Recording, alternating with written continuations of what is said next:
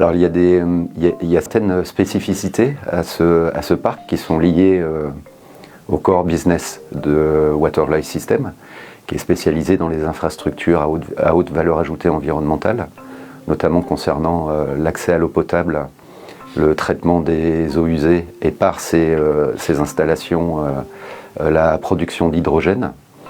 Donc le parc bénéficiera de cette technologie très avancée qui utilise l'électrolyse. Et ça sera, en tout cas en Afrique de l'Ouest, si ce n'est en Afrique, une première, et donc une innovation qui bénéficiera à toutes les entreprises qui seront dans le parc et aux services connexes. La totalité de l'électricité sera fournie par de l'hydraulique, du solaire et donc de l'hydrogène.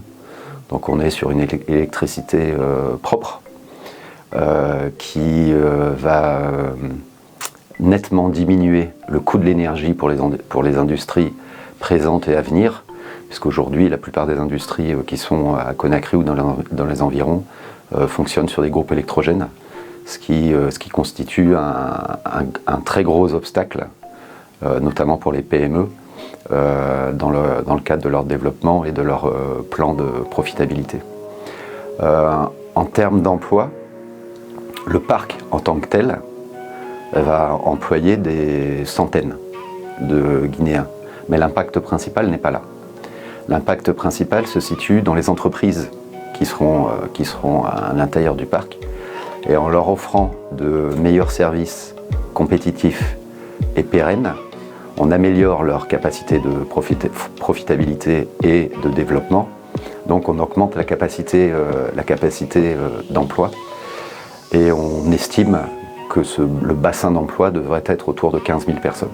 Et le parc va être développé et opéré pendant 15 ans par EIG et Water Life System. L'AGESPI sera actionnaire à hauteur de 35% au nom de l'État, et donc va assurer notre tutelle pour s'assurer que les activités du parc sont conformes au plan de développement industriel du pays.